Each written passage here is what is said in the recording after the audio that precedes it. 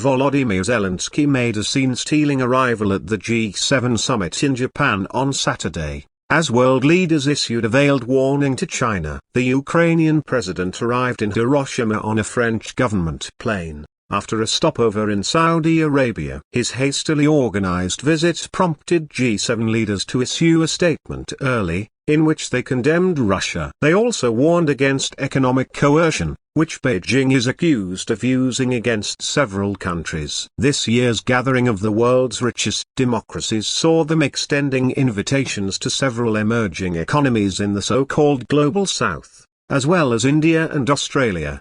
Top of the agenda is the Ukraine war, and Mr Zelensky's last-minute appearance has added heft and urgency to discussions, as well as star power.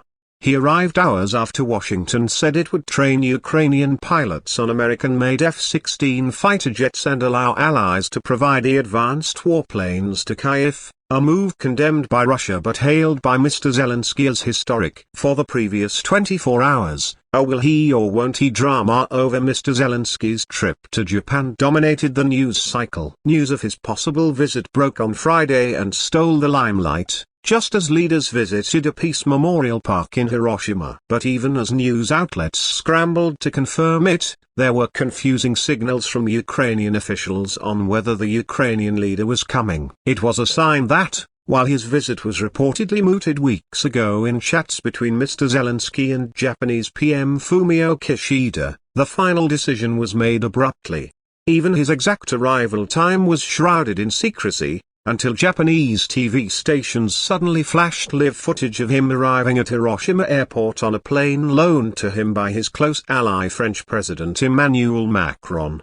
Mr Zelensky was brisk upon touchdown, running down the stairs into a waiting car and diving straight into one-on-one meetings with various world leaders, including British Prime Minister Rishi Sunak, who greeted him with a friendly "You made it." Now that he is here, Mr Zelensky's presence not only adds a zing to the placid diplomatic proceedings, it overshadows them. But it is unlikely the G7 leaders will mind. Their sanctions so far have failed to stop Russia's invasion, and Friday's pledge to starve Russia of resources for its war machine remains vague. But with world leaders literally standing shoulder to shoulder with Mr Zelensky, the optics send a firm message to Moscow that they mean business.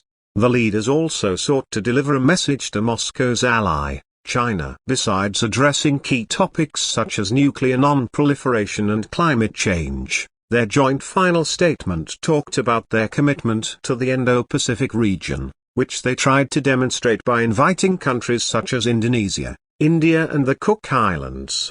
They stressed their support of Southeast Asian and Pacific countries, which have been heavily wooed by Beijing, and called for a free and open Indo-Pacific, rhetoric used in the past in response to China's territorial claims in the South China Sea. More importantly, the leaders took a strong stance against what they called economic coercion, using trade to bully other countries, and called for China to play by international rules. Stressing their commitment to economic resilience, they vowed to take steps to reduce excessive dependencies in our critical supply chains, a reference to how the G7 countries are still inextricably linked to China in trade. But they also said they wanted constructive and stable relations with China and added that their policies were not designed to harm China, nor do we seek to thwart China's economic progress and development. China on Saturday expressed strong dissatisfaction with the G7's joint statement, and complained to the summit organizer Japan, Beijing's foreign ministry said.